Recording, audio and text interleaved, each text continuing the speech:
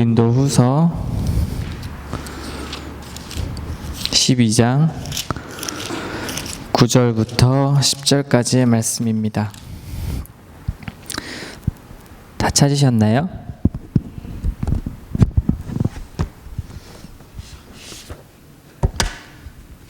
다 같이 한 목소리를 읽겠습니다. 나에게 이르시기를 내 은혜가 내게 족하도다. 이는 내 능력이 약한 데서 온전하여짐이라 하신지라. 그러므로 도리어 크게 기뻐함으로 나의 여러 약한 것들에 대하여 자랑하리니 이는 그리스도의 능력이 내게 머물게 하려 함이라. 약한 것들과 능력과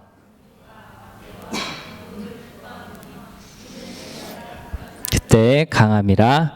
아멘. 은혜의 공급처라는 제목으로 오늘 말씀을 전하도록 하겠습니다. 거의 한 6개월 만에 청년부 예배를 드리는 것 같아요. 설교를 수영아 이거 나 그 에코 좀 빼주고 좀만 올려줄래요? 소리? 네, 6개월 만에 설교를 하는 것 같아요. 너무 반갑고요. 오늘 은혜의 시간이 되었으면 좋겠습니다. 오늘은 셀 모임이 없을 예정이에요. 그래서 말씀을 통해서 큰 은혜로 나누었으면 좋겠습니다. 우리는 오늘도 모든 사람들이 귀하게 여기는 아주 귀한 시간에 이 자리에 나왔어요. 토요일 저녁에 가장 청년들이 뛰어놀 수 있고 혈기왕성하게 친구들과 지낼 수 있는 시간, 그리고 휴식을 취할 수 있고 밤 야경 멋진 곳으로 데이트를 갈 수 있는 그런 시간, 굉장히 중요한 시간이죠. 그러한 시간에 우리는 지금 이 자리에 나왔습니다. 여러분들은 그러한 모든 것들을 포기한 채로 지금 예배당에 앉아 있습니다. 기분이 어떠세요? 네, 제가 기대했던 반응은 좋아요가 아니고 마음속으로 상당히 예배가 의무감이나 형식적으로 우리가 드릴 때가 많이 있는 것을 제 자신도 돌아보면 그렇다는 것을 많이 느낍니다. 우리는 무엇 때문에 지금 이 자리에 앉아 있습니까? 너무나도 당연한 질문일지 모르지만 우리는 하나님 앞에 예배를 드리기 위해서 이 자리에 있습니다. 우리의 예배가 하나님께 향기로운 향이 되어서 상달이 된다면 하나님은 영광을 받으시고 그것으로 인해서 우리에게 주시는 은혜들이 있습니다. 간단히 말해서 우리는 하나님께 어떻게 예배를 드리죠? 하나님께 전적으로 우리의 몸과 마음을 드려서, 그리고 기도와 찬양을 통해서 경배를 드리고, 그리고 말씀의 대언자, 즉 목사님이나 아니면 이 설교단에 서서 설교를 하는 그 대언자를 통해서 우리에게 하시고 싶은 말씀을 대신 전해 주십니다. 이러한 예배의 과정 속에서 하나님과 우리는 1대1로 교제의 시간을 갖게 되는 것입니다. 우리가 일방적으로 드리는 것도 아니고 우리가 일방적으로 받는 것도 아닙니다. 하나님께서 나의 진실함을 드릴 때 성령께서는 그 진실함을 받으시고 그리고 우리에게 응답을 하십니다. 이러한 예배는 우리의 살아가는 인생 속에서 너무나 중요한 오늘 말씀의 제목처럼 은혜의 공급처, 은혜의 공장이 되는 것입니다. 이 말은 예배를 통해서 여러분 각자에게 내려주시는 그런 은혜로 우리는 살아갈 힘을 얻게 된다는 것입니다. 대부분의 사람들이 살아가는 것이 힘들다고 말하는 세상입니다. 여러분도 하루하루 살아가는 것이 힘들지 않습니까? 지치지 않습니까? 어떤 친구는 유학생활로, 또 어떤 친구는 회사일로, 또 어떤 분은 결혼을 위한 준비로, 여러 가지 일로 힘든 그런 삶을 살고 있습니다. 특히 청년들은 인생에 굉장히 중요한 과도기에 있고 자신만의 라이프 스타일이 생성되고 만들어져가는 그러한 과정입니다. 또 인생의 새로운 도약기이고 굉장히 중요한 시기고, 더욱 중요한 것은 에너지와 혈기가 왕성한 시기이기도 합니다. 학교를 다니는 청년들은 좋은 성적을 얻어서 졸업을 해야 하는 것이 목표이고, 또 자신의 일할 일터도 찾아야 되고, 직장에서 인정을 받는 삶, 치열한 경쟁 속에서 또한 좋은 사람과 만나서 연애를 하고 결혼도 해야 됩니다. 이 모든 것이 조금씩 안정이 되고 나면 나만의 취미 생활과 즐길 거리도 찾아야 하는 것이 청년의 라이프 인생입니다. 제가 말씀드린 내용의 공통점이 무엇인지 아십니까? 제가 말씀드린 이 공통점은 바로 나라는 중심에 모든 것이 속한다는 것입니다.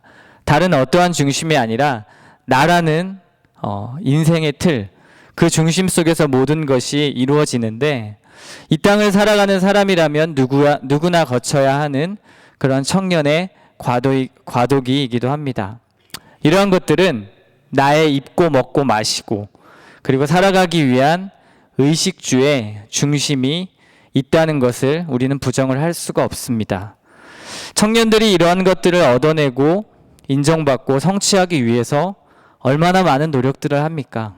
여러분만 봐도 굉장히 치열한 사회 속에서, 이곳은 한국이 아니고 호주이기도 하지만 굉장히 경쟁과 여러 가지 자기가 얻어내기 위한 성취욕 때문에 많은 노력들을 합니다. 몸이 부서져라 일을 하고, 코피가 나도록 공부도 하고, 좀 더 괜찮은 사람이 되기 위해서 많은 사람과 인간관계를 좋게 유지해 나가기도 합니다. 이것은 예수를 믿는 사람이든지 믿지 않는 사람이든지 누구에게나 필요한 것들이고, 또한 누구에게나 거쳐가는 과정입니다. 우리는 이러한 치열한 삶의 전투에서 어떠한 힘으로 살아가고 있습니까? 우리는 이러한 치열한 전투 속에서 매일매일을 싸우다 보면 지칠 수밖에 없는 것이 당연한 사실입니다. 육적으로나 아니면 마음적으로나 지칠 수밖에 없는 것이 우리의 인생입니다. 그러면 그러한 전투에서 우리는 어떠한 힘으로 살아갈 수 있겠습니까? 이러한 점에서 중요한 것은 우리는 은혜 있는 자와 은혜가 없는 자, 그 두 사람의 두 부류의 삶의 방식이 다르다는 사실을 말씀을 통해서 한번 나눠보고 싶습니다.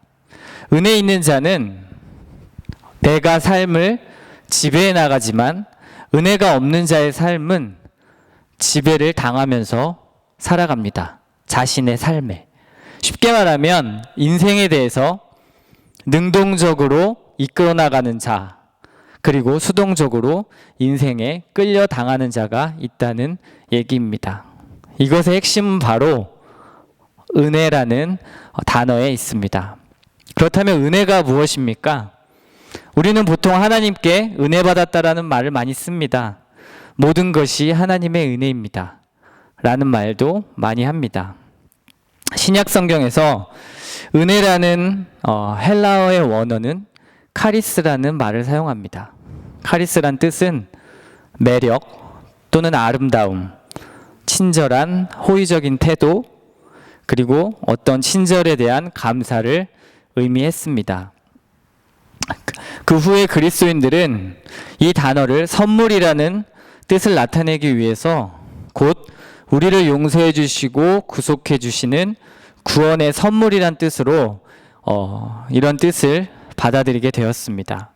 특히 이것은 구속적인 하나님의 사랑을 말씀합니다. 쉽게 얘기하면 우리를 죄에서 구원해 주신 그 하나님의 은혜와 사랑을 말하는 것입니다. 성경에 이런 내용이 나오는데 에베소서 2장 8절에 이런 말씀이 있습니다. 너희는 그 은혜에 의하여 믿음으로 말미암아 구원을 받았으니 이것은 너희에게서 난 것이 아니요 하나님의 선물이라. 로마서 5장 8절에는 이렇게 말씀합니다. 우리가 아직 죄인 되었을 때에 그리스도께서 우리를 위하여 죽으심으로 하나님께서 우리에 대한 자기의 사랑을 확증하셨느니라. 우리가 말하는 은혜, 그리고 기독교에서 말하는 은혜는 바로 이 예수님을 통한 주어지는 선물, 구원의 선물, 구원의 은혜가 바로 우리가 말하는 그 은혜입니다. 이러한 하나님의 사랑과 구원을 선물로 받은 우리가 하나님께 대한 반응을 하는 삶. 하나님이 우리에게 은혜를 주셨기 때문에 우리는 그 은혜에 반응을 하며 살아가야 합니다. 그것이 은혜 입은 자로서의 인생이 되는데, 은혜가 없는 사람은, 즉 다시 말하면 내 영의 양식이 없어서 굶주리고 있는 사람은 세상 속에서, 치열한 전투 속에서 이겨내고 살아갈 힘이 없습니다. 하나님이 뜻하시고 원하는 삶을 당연히 살 수 있는 힘이 없습니다. 늘 삶에 치이고 이 고민이 해결되면 다른 고민에 허덕입니다. 이 문제가 해결되면 다른 문제가 찾아오는 것 같고, 모든 중심과 삶의 방식이 급급한 삶을 살거나 아니면 허무한 마음이 많이 들고 무료한 마음이 많이 들게 됩니다. 세상의 것들로 그것을 위로해보고 채워보려고 합니다. 때로는 술을 마셔보기도 하고, 담배를 피기도 하고, 또 이성 친구를 사귀어보기도 하고, 또 많은 사람들을 만나서 교제를 하기도 합니다. 그러한 것들로 나의 부족한 것을 채워보려고 하지만, 그리고 위로해보려고 하지만, 그것은 일시적이라는 것을 우리는 깨닫게 됩니다. 쉽게 지치고 불평, 불만이 가득하고 입에서 나오는 말들이 부정적이게 됩니다. 그의 마음에는 예수님이 조금이라도 들어갈 수 있는 틈이 없습니다. 왜냐하면 빽빽한 세상의 계획과 일들로 가득하기 때문입니다. 하나님의 은혜로 채워져야 되는데 세상의 일들로 채워져 있는 것입니다. 마음의 주인은 이미 하나님이 아니라 나의 자아로 가득하고 강팍한 마음이 있어서 다른 사람이 나를 조금이라도 공격하는 것 같다면 언제든지 방어할 준비로 무장을 하기도 합니다. 상처받지 않기 위해서입니다. 모든 것을 흡수해서 평화롭게 만들기보다는 고슴도치와 같이 날이 서 있는 것입니다. 왜냐하면 그 안에 예수님의 은혜가 없고 사랑이 없기 때문입니다.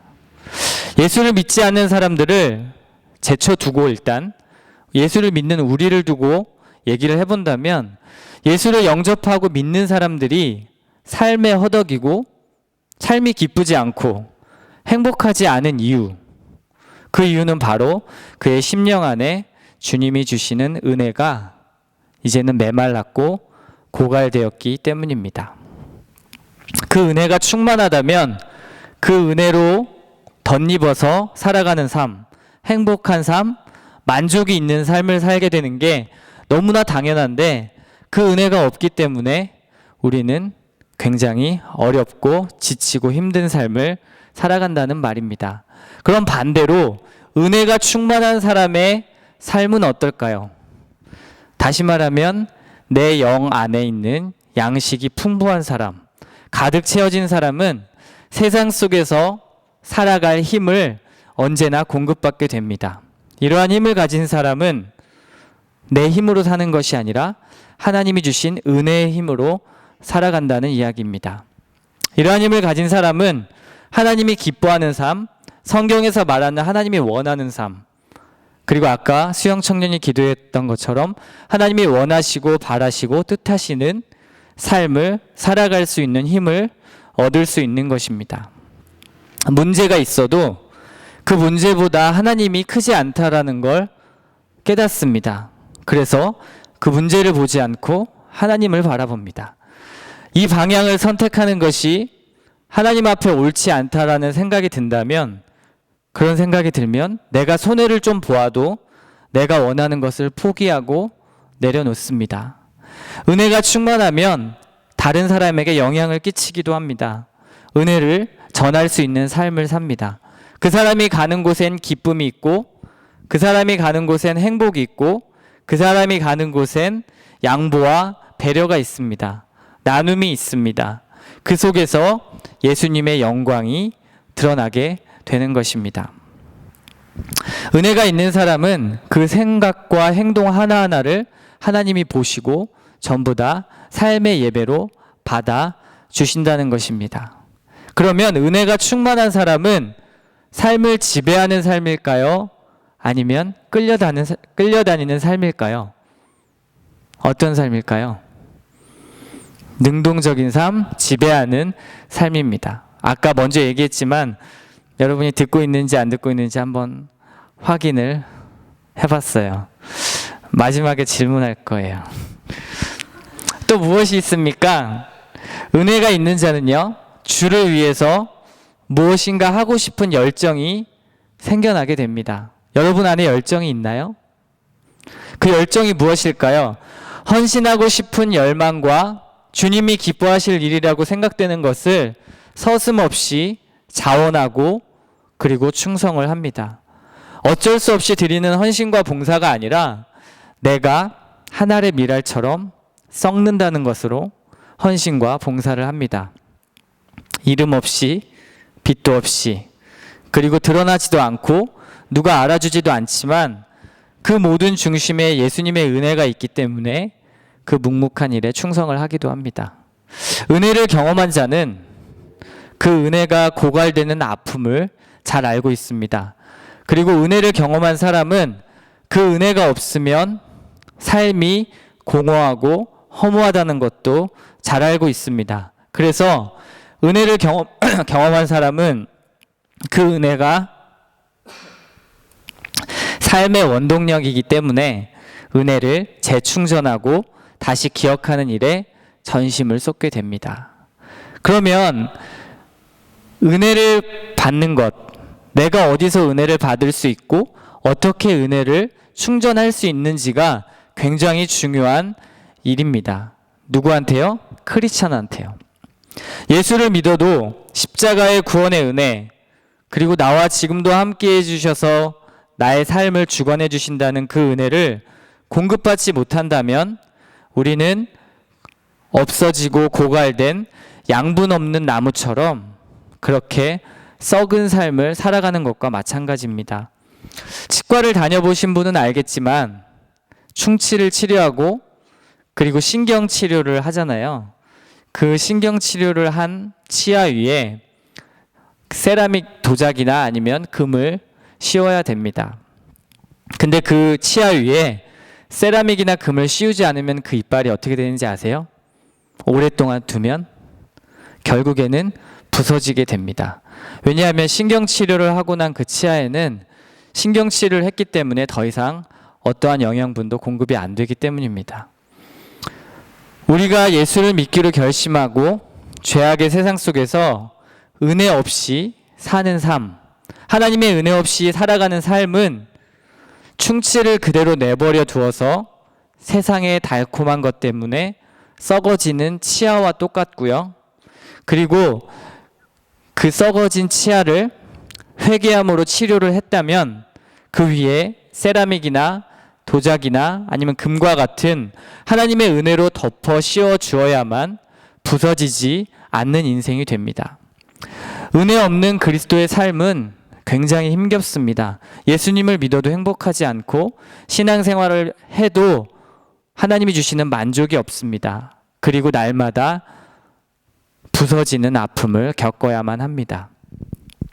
예수는 믿지만 세상을 이길 힘이 없으니까 늘 갈등과 고민 속에서 뜨겁지도 차갑지도 않은 그런 미지근한 삶을 살면서 근근히 하루하루를 버텨냅니다. 내가 신앙인인지 세상 사람인지 잘 모르고 그렇게 그냥 교회는 나오지만 하나님의 은혜를 고갈된 삶을 살아갑니다. 은혜가 없는 사람은, 고갈된 사람은 말씀의 삶이 기준이 되는 것이 아니라 세상 사람들의 가치관과 기준으로 나도 모르게 점점점 흡수되어가는 삶을 삽니다. 나는 예배를 드리기 때문에 아니라고 말하지만 여전히 나는 예배하고 예수를 믿고 있다고 생각하지만 그렇지만 세상 속에 흡수되어가는 삶을 삽니다. 사탄이 원하는 것도 바로 그것입니다. 바로 너 예수 믿지 마 해서 나 안 믿는 게 아니라 점점 세상 속으로 흡수되게 만드는 그러한 계략을 가지고 있습니다. 우리는 은혜가 차고 넘치는 그런 인생을 살아야 됩니다. 비록 돈이 없고 내가 원하는 대로 그리고 내가 원하는 계획대로 삶을 살지 못한다고 할지라도 은혜가 있는 인생은 하나님께서 복을 주신다는 것을 우리는 성경을 통해서 많이 봅니다. 누가 있었죠? 요셉이 그러했고 다윗이 그러했습니다. 또한 사도 바울이 그러했습니다. 사도 바울은 육체에 가시가 있었는데 주님 앞에 기도했습니다. 주님, 나의 가시를 제거해달라고 3번이나 기도를 했지만 오히려 하나님께서는 그런 바울에게 이렇게 말씀하셨습니다. 오늘 본문의 말씀처럼 그 은혜가 내게 족하도다 라고 말씀하셨습니다. 은혜가 있기 때문에 오히려 너의 그 약한 데서 강하여질 것이다 라는 것을 하나님께서 말씀하신 겁니다. 사도 바울처럼 여러 가시들이 여러분을 힘들게 할 것입니다. 각자의 가시들이 다 있을 겁니다. 그러나 은혜로, 예수님의 은혜로 우리는 오히려 그 약한 가시를 통해서 강한 하나님의 은혜를 우리는 깨닫게 될 것입니다. 그렇기 때문에 우리는 그 은혜를 날마다 사모하고 공급을 받아야 합니다. 지금 나의 영적 상태는 어떻습니까? 하나님의 은혜로 충만합니까? 아니면 세상의 일들로 복잡하게 얽혀져 있습니까? 아니면 전혀 주님께는 관심이 없는 삶을 살고 있지는 않습니까? 예배에 아무런 느낌도 기대도 그리고 예배에 대한 감격도 없습니까? 내가 기도하고 있습니까? 찬양이 그리고 찬양의 가사가 나의 중심의 고백입니까? 제가 드린 이 질문에 만약에 하나라도 마음에 걸리는 것이 있다면 그 부분을 우리는 채워야 하고 회개해야 합니다. 우리는 이러한 은혜를 공급받을 수 있는 공급처를 알아야 합니다. 우리의 은혜의 공급처. 첫 번째는 지금 바로 우리가 드리고 있는 이 예배입니다. 정말 아무리 강조해도 지나치지 않고 아무리 포인트를 주어도 지나치지 않은 예배. 너무나 많이 들어서 귀에 따가운 예배. 그렇지만 날마다 하나님 앞에 예배할 때는 왠지 성공하지 못하는 예배를 드리는 것 같은 예배. 예배를 통해서 하나님께 우리는 나아갈 수 있습니다. 하나님이 주시는 은혜를 공급받을 수 있습니다. 예배를 통해서 내 마음이 치유되고 예배를 통해서 내 상처가 치유됩니다. 예배를 통해서 내가 어떻게 인생을 살아야 할지, 내가 어떤 방향으로 나아가야 될지를 우리는 깨닫게 됩니다. 그렇기 때문에 우리는 그 예배에 목숨을 걸어야만 합니다. 늘 예배의 순간에 하나님이 나에게 어떤 은혜와 힘을 주실까라는 기대가 있어야 합니다. 오늘 그 기대감을 가지고 나오신 분 계신가요? 우리는 어쩌면 매일매일 드리는 예배, 아니죠. 토요일은 청년부 예배는 일주일에 한 번 있는데 일주일에 한 번 드리는 예배조차도 우리의 마음은 어쩌면 기대감 없이 내가 임원이기 때문에, 내가 청년부의 일원이기 때문에, 어쩌면 내가 픽업을 해줘야 되기 때문에 라는 마음으로 나오는 것일지도 모르겠습니다. 우리는 사람들과도 교제하지만 하나님을 만나러 옵니다. 그 예배를 통해서 우리가 얻는 것이 당연히 있어야 합니다. 하나님께 경배하고 하나님께 찬양을 드리고 하나님께 기도를 한다면 하나님이 부어주시는 은혜와 사랑을 예배를 통해서 우리는 경험을 해야 합니다. 그런데 예배를 통해서 그러한 것을 경험하지 못한다면, 그 은혜가 공급되지 못한다면 내가 과연 지금 예배를 잘 드리고 있는가라는 고민을 해보아야 합니다. 우리가 예전에 받았던 하나님의 은혜, 내가 경험했던 하나님의 은혜를 옛 추억으로만 되새기지 말고 다시 한번 회복하시길 소원합니다. 우리 은혜의 공급처 두 번째는 기도를 통한 하나님과의 교제입니다. 학생부 지금 제자훈련을 5주차 진행을 했는데요. 아이들에게 날마다 매주 숙제를 내줍니다. 그 숙제는 하나님과 더욱 교제하라는 뜻에서 우리가 저번에 나누었던 영성일기 기억하시나요? 영성일기를 매주 한 편씩 쓰는 것으로 아이들에게 숙제를 내줍니다. 이 일기를 쓰면서 아이들이 기도하는 법을 잘 모르고 기도하는 것을 부담을 갖는 것 같아서 일기를 통해서 하나님과 대화하라고 얘기해 주었습니다. 아이들이 매주 열심히 써옵니다. 한 페이지가 되도록.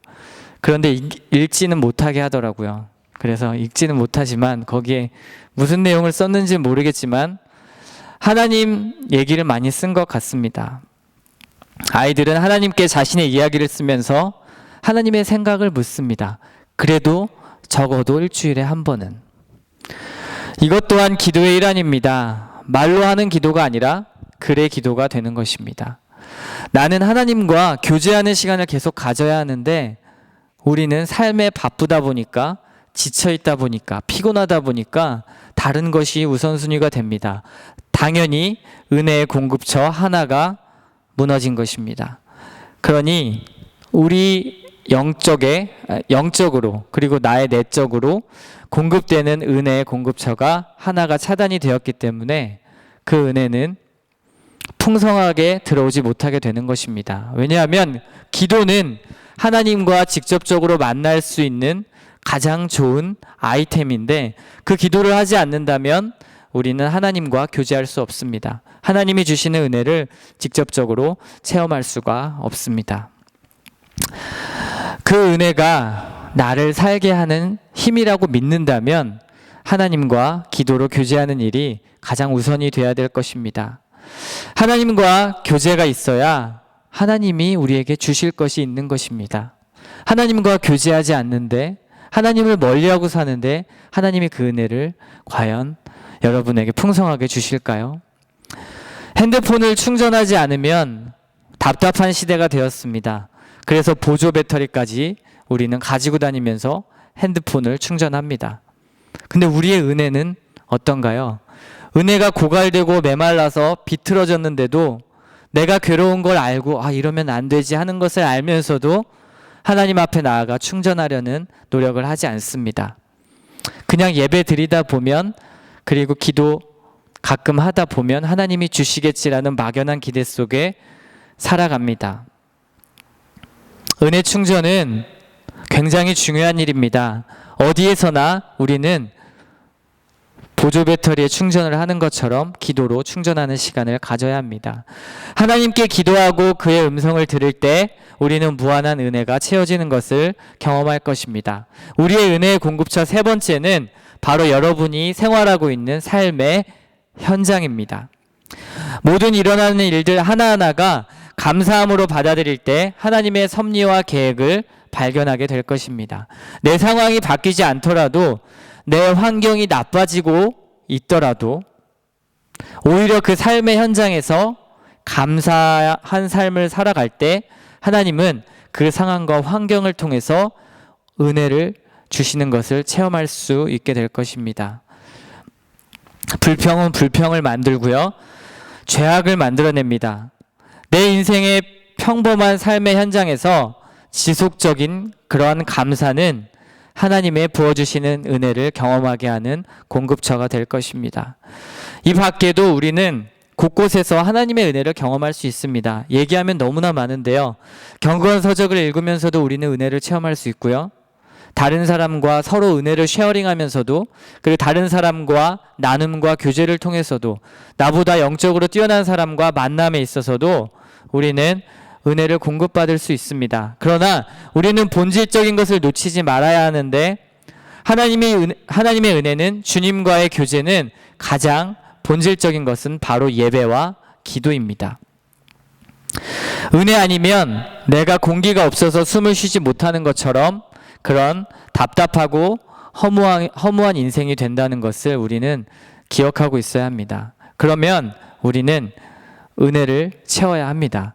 예수를 믿기로 결심하고 내가 하나님의 자녀라는 것이 마음에 확신이 섰다면 밥 먹고 자고 숨을 쉬는 것처럼 우리는 늘 은혜의 공급을 받아야 한다는 사실을 기억하기를 소원합니다.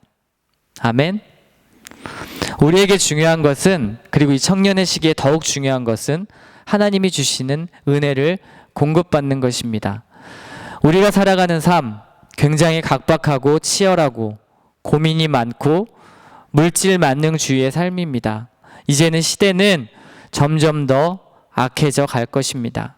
여러분도 그것을 체험하고 있고 여러분은 그런 시대 속에서 하나님을 믿는 사람처럼 살아야 합니다. 하나님을 믿는 사람처럼 산다는 것은 하나님의 은혜를 가지고 사는 삶입니다. 여러분에게 하나님의 은혜가 없다면 여러분은 진정한 빛과 소금 크리스천처럼 살아갈 수 없습니다. 우리가 할 것은 먼저 하나님의 은혜를 공급받고 그 공급받은 은혜를 가지고 우리의 인생을 능동적으로 지배해 나가는 삶을 살아야 한다는 것입니다. 이 시간 우리 함께 기도하겠습니다. 함께 기도할 때 하나님 내 심령을 살펴봐 주시고 내 안에 있는 은혜가 고갈되었다면 하나님의 은혜로 채워 주옵소서. 내가 이 시간 고린도 후서의 말씀을 통해서 하나님의 말씀을 들었는데 내가 살아갈 수 있는 인생의 힘은 하나님의 은혜라는 것을 이 시간 다시 한번 기억하게 해달라고. 그리고 내 안에 은혜가 없다면 그 은혜로 채워져서 다시 한번 주님이 주시는 그 열정을 회복하고 그리고 신앙생활하는 것이 행복할 수 있도록 예수님을 믿는 것이 부담스러운 것이 아니라 내가 무조건 하고 싶은 거 다 내려놓아야만 하는 것이 아니라 행복할 수 있도록 그리고 그 은혜 때문에 만족할 수 있는 삶을 살 수 있도록 해달라고 우리 시간 한 목소리로 기도하겠습니다. 사랑의 하나님 감사합니다. 이 시간 은혜를 내려주옵소서. 은혜 아니면 저희는 살아갈 힘이 없습니다. 주님이 우리를 위하여 십자가에 달려 돌아가신 그 십자가의 은혜, 하나님의 능력, 십자가의 능력을 아버지여 내 심령 속에 회복하길 원합니다. 하나님 아버지, 세상에는 많은 것들이 우리를 유혹하고 세상에는 많은 것들이 우리를 넘어뜨리려고 아버지 힘들게 하려고 사단은 발버둥 칩니다. 아버지여 그러한 세상 속에서 우리가 이길 수 있는 힘은 오직 예수님이 주시는 그 은혜의 힘을 믿습니다. 하나님 아버지여 그 은혜를 회복할 수 있도록 함께하여 주옵소서. 그 은혜가 아직 내가 체험하지 못했다면 하나님 그 은혜로 채워 주옵소서. 이제는 하나님 아버지의 그 은혜로 차고 넘쳐서 풍성하게 차고 넘쳐서 내가 내 인생에 끌려다니는 것이 아니라 그 인생 속에서 내가 인생을 지배하고 하나님 아버지여 능동적으로 하나님이 기뻐하는 삶을 살 수 있도록 도와주옵소서. 하나님 내 안에 은혜가 없어서 괴롭습니다.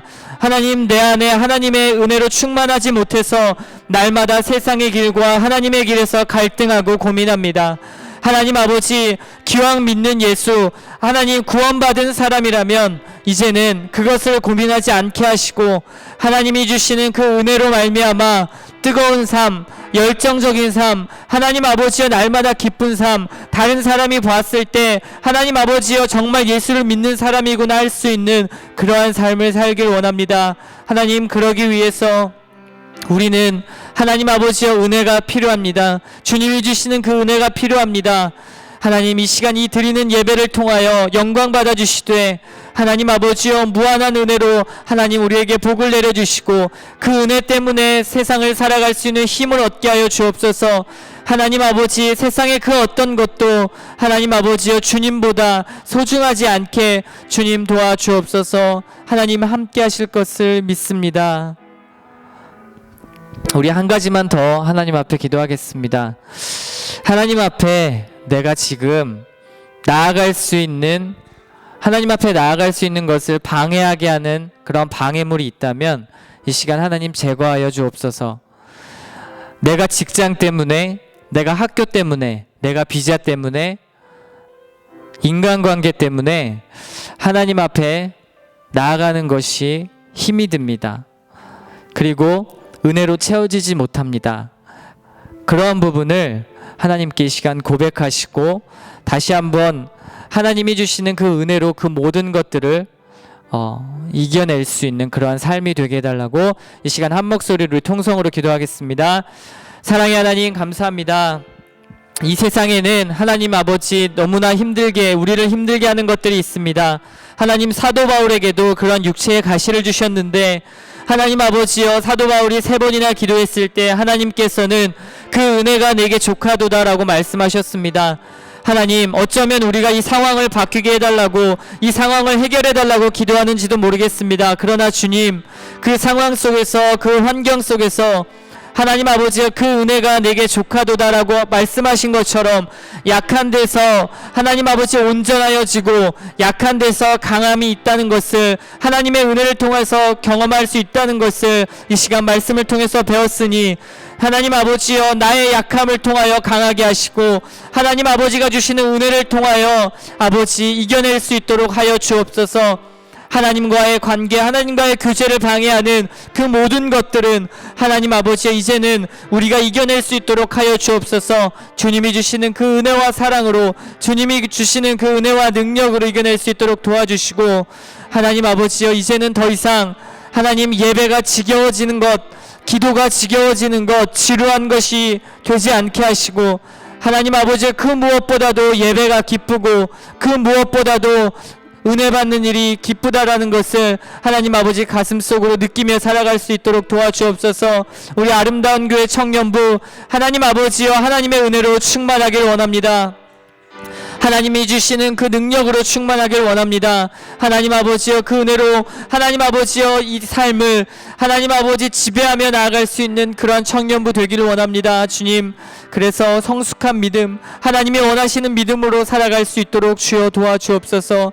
하나님, 우리들의 마음을 아버지 열어주시고 만져주시옵소서. 성령으로 가득한 삶, 은혜로 가득한 삶 될 수 있도록 주님 도우시고 인도하여 주시옵소서. 하나님, 간구합니다. 사랑이 많으신 하나님, 너무나 감사합니다. 때로는 우리가 은혜 받는 일에 너무나 소홀했음을 아버지 앞에 회개합니다. 하나님, 그 은혜 없이는 우리는 살아갈 수 없습니다. 어쩌면 우리는 살아가면서 그 은혜가 없어도 살아갈 수 있다라는 착각 가운데 살아가고 있는지도 모르겠습니다. 주님, 이 시간 우리가 말씀을 통해서 깨달았사오니 이제는 은혜 받은 자, 하나님 아버지의 은혜를 풍성히 누리는 자로서 세상을 지배하며 이제는 정말 믿는 사람으로 빛과 소금의 역할을 감당하는 그런 영향력 있는 아름다운 교회 청년부 될 수 있도록 함께하여 주시옵소서. 사랑 많으신 예수님의 이름으로 기도드렸습니다. 아멘. 주기도문 하고 우리 예배 마치고 광고하도록 하겠습니다. 하늘에 계신 우리 아버지, 아버지의 이름을 거룩하게 하시며 아버지의 나라가 오게 하시며 아버지의 뜻이 하늘에서와 같이 땅에서도 이루어지게 하소서. 오늘 우리에게 일용할 양식을 주시고 우리가 우리에게 잘못한 사람을 용서하여 준 것 같이 우리 죄를 용서하여 주시고 우리를 시험에 빠지지 않게 하시고 악에서 구하소서. 나라와 권능과 영광이 영원히 아버지의 것입니다. 아멘. 제가 광고할 수 있는 거 몇 가지 하고 그리고 임원 광고하겠습니다. 오늘 목사님이 이사 때문에 제게 설교를 맡기셨어요. 그래서 제가 설교를 하게 되었고요. 목사님이 아마 월요일 날 이사를 완벽하게 다 하실 것 같아요. 그래서 도움을 주실 수 있는 청년들은 목사님 이사하는 일에 동참을 해주셨으면 좋겠고요. 아직 그 해외 선교 비전 트립은 장소가 결정이 되지 않았습니다. 그래서 아직 어떻게 될지 모르겠고요. 그리고 로마서 8장 성경 암송대회가 있는데 우리 청년들이 좀 적극적으로 참여했으면 좋겠습니다. 물론 상금이 굉장히 크다고 들었는데 사실 그 암송대회를 하는 목적이 상금을 타기 위해서 하는 건 아닙니다. 우리 청년부 그리고 모든 성도들이 말씀 한 절이라도 암송할 수 있는 시간을 만들기 위해서 하는 것이기 때문에 제가 생각할 땐 청년 한 사람이 다 외우고 그러는 것보다 한 절을 외우더라도 모든 청년들이 함께 동참해서 말씀을 좀 외워보고 그 말씀이 기억나게 하는 그러한 시간이 됐으면 좋겠습니다. 그래서 임원들도 너무 한 사람에게나 몇 사람에게 편중되지 않고 좀 공평하게 배분을 해서 다 외우지 못한다 할지라도 자기가 맡은 부분만큼은 다 외워서 로마서 말씀이 굉장히 중요하잖아요. 그 말씀 외우는 것에 좀 더 포커스를 맞추고 했으면은 좋겠습니다. 그렇게 했으면 좋겠고요. 네, 제가 학생부 전도사잖아요. 그래서 한 가지 더 부탁을 드리자면, 학생부가 제자훈련을 하고 있어요. 17주 과정으로 하고 있는데 지금 이제 5주차가 지났고 출석률은 90% 이상이 다 나와서 함께 제자훈련을 하고 있습니다. 여러분의 많은 기도 그리고 관심이 필요합니다. 청년들이 학생부를 격려해 줄 때 학생부들이 청년부에 올라오고 싶은 마음이 아마 생길 거예요. 학생부들이 아직 어리긴 하지만 청년부에 대한 관심과 기대가 굉장히 크거든요. 그래서 여러분들이 볼 때마다 그리고 만날 때마다 그런 말 한마디라도 격려해 주시고 기도해 주시면 감사하겠습니다. 네. 오늘 셀 모임은 없습니다. 혹시 광고 하실 거 있나요? 없나요?